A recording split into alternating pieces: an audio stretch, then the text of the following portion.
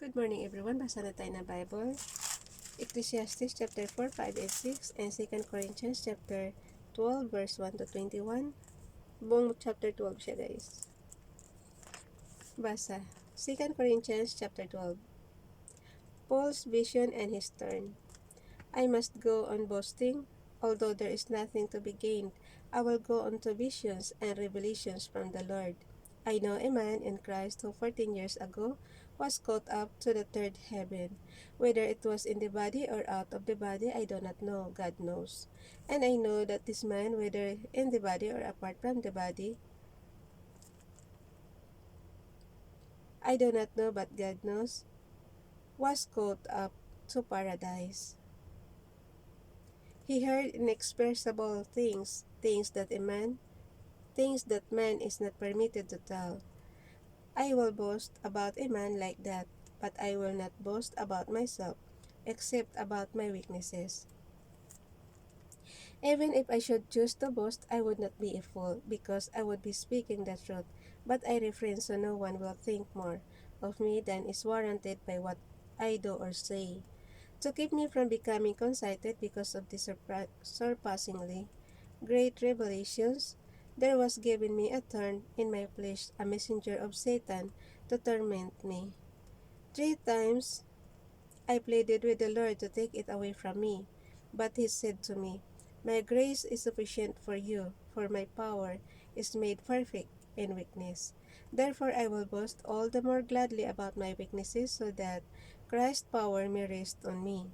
That is why, for Christ's sake, I delight in weaknesses, in insults, in hardships, in persecutions, and difficulties, for when I am weak, then I am strong.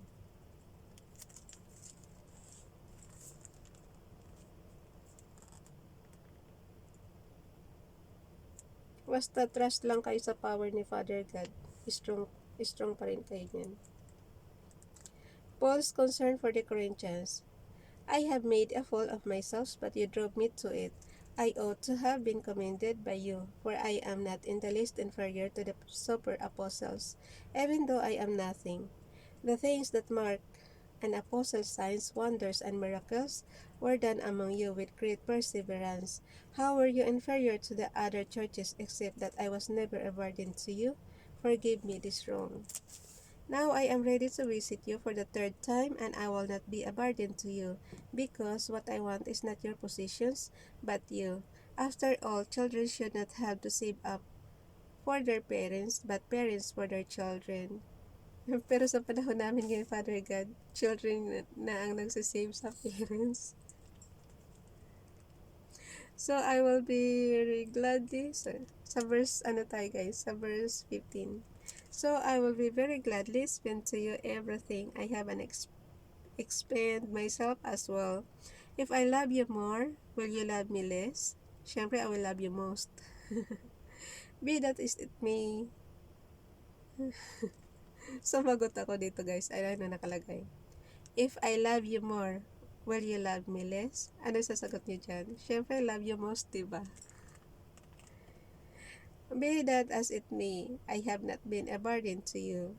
Yet crafty fellow that I am, I caught you by tricking. Did I exploit you through any of men I sent you? I urged Titus to go to you, and I sent our brother with him. Titus did not exploit you, did he? Did we not act in the same spirit and follow the same course? Have you been thinking all along that we have been defending ourselves to you? We have been speaking in the sight of God as those in Christ, and everything we do. Pag narinig niyo yung prayer ko, guys, andito to. And everything we do. Dear friends, is for your strengthening, for I am afraid that when I come, I may not find you, as I want you to be, and you may not find me, as you want me to be. I fear that there may be quarreling, jealousy, outbursts of anger, factions, slander, gossip, arrogance, and disorder.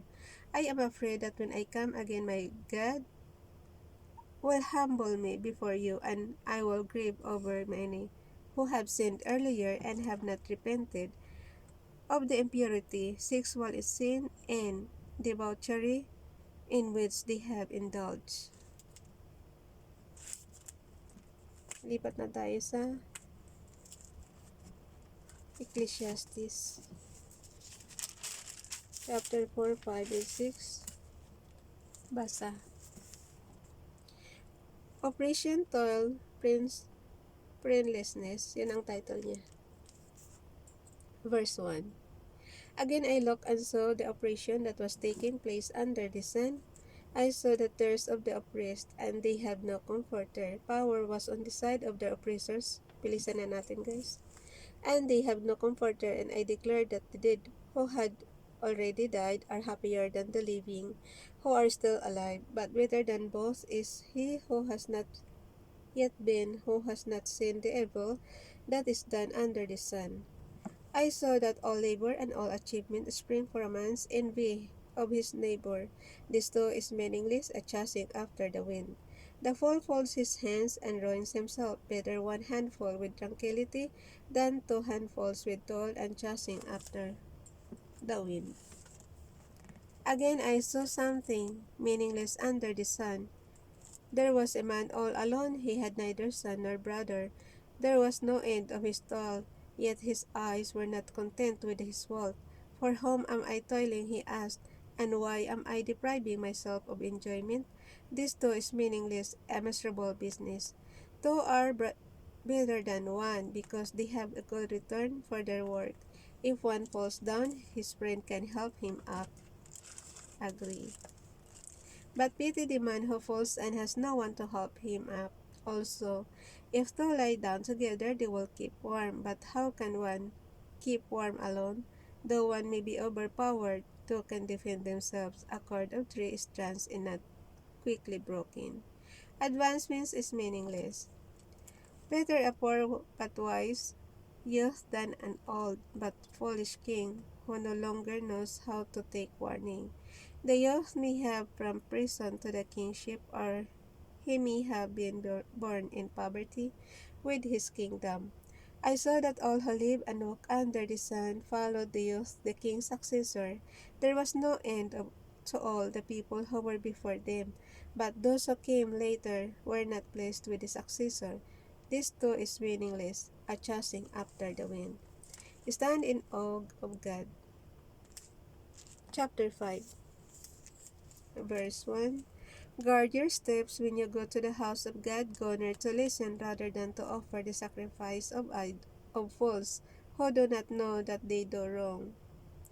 Do not be quick with your mouth. Do not be hasty in your heart to utter anything before God. God is in heaven and you are on earth, so let your words be few. As a dream comes when there are many cares, so the speech of a fool when there are many words. Riches are meaningless. Verse 8. If you see the poor is oppressed in a district, and justice and rights denied, do not be surprised at such things, for one official is eyed by a higher one, and over them both are others higher still. The increase from the land is taken by all. The king himself profits from the fields.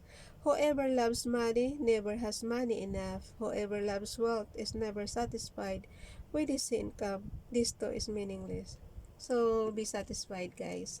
Matuto tayong masatisfied kung anong meron tayo. As good in increase, so do who consume them, and what benefit are they to the owner, except to feast his eyes on them? The sleep of a laborer is sweet, whether he eats little or much, but the abundance of a rich man permits him no sleep. Verse 13. I have seen a grievous evil under the sun, wealth hoarded, so the harm of its owner, or wealth lost through some misfortune, so that when he has a son, there is nothing left for him. Naked a man comes from his mother womb, and as he comes, so he departs. He takes nothing from his labor than he can carry in his hand. Basta ang alam ko lang, pag tayo,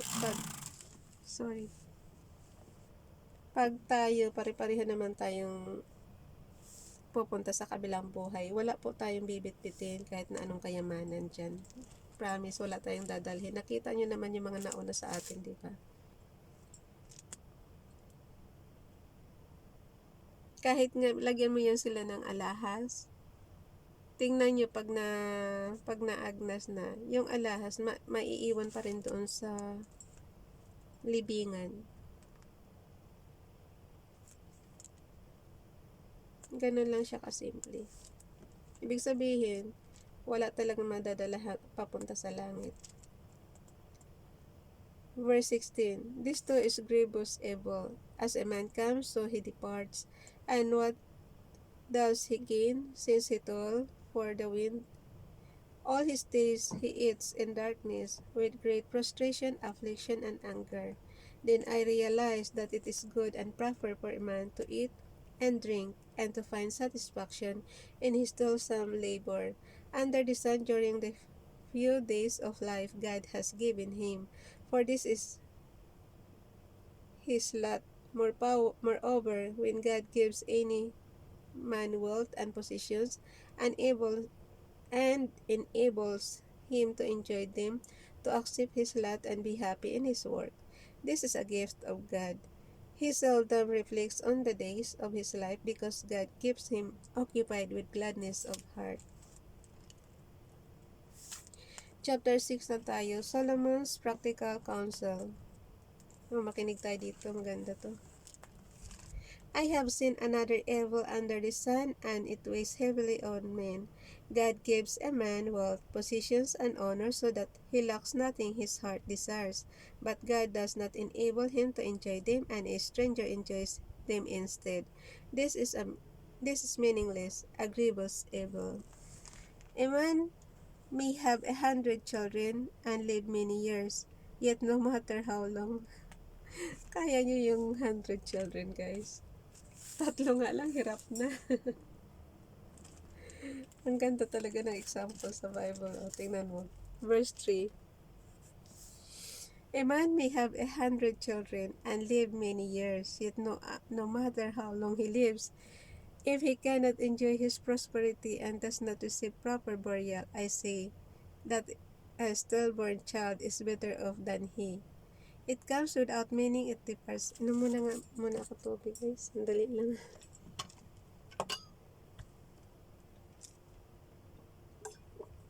At tayo pumipiyok-piyok na.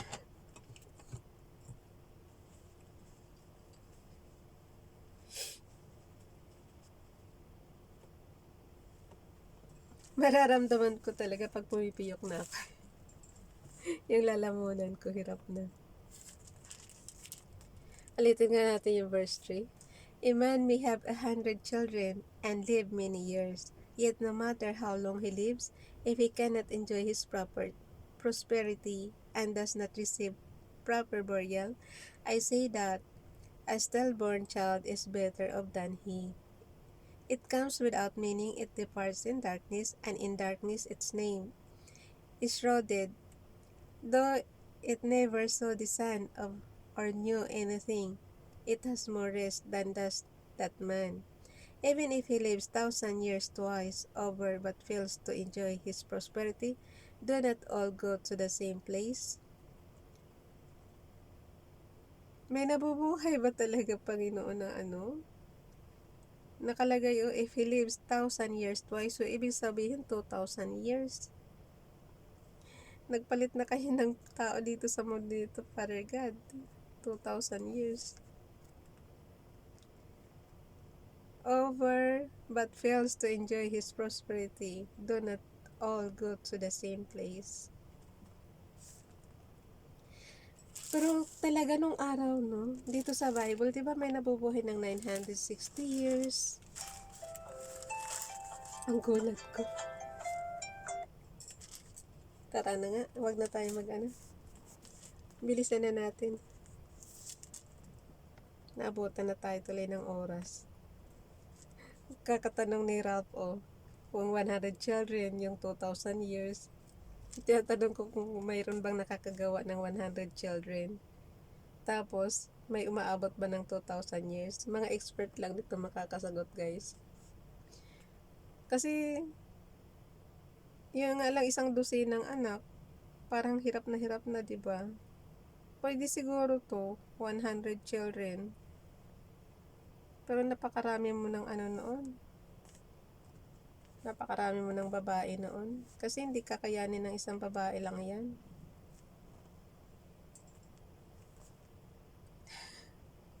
Opinion ko lang yan. Yung bang, syempre mag-i-imagine ka na kaagad, diba? Dito na tayo sa verse 7. All man's effort are for his mouth, yet his appetite is never satisfied. What advantage has a wise man over a fool? What does a poor man gain by knowing how to conduct himself before others? Better what the eye sees than the roving of the appetite. This too is meaningless, a chasing after the wind. Whatever exists has already been named, and what man is has been known, no man can contend with one who is stronger than he. The more the words, the less the meaning, and how does that profit anyone? For who knows what is good for a man in life during the few and meaningless days he passes through like a shadow? Who can tell him what will happen under the sun after he is gone? Nobody knows. Nobody knows. Kapag tayo nawala na, guys, wala nang makakapagsabi kung anong nangyayari. Siyempre, wala nang ang buhay. Hanggang dito na lang tayo. Hanggang chapter 6 lang eh. 4, 5, and 6. Bye everyone. God bless.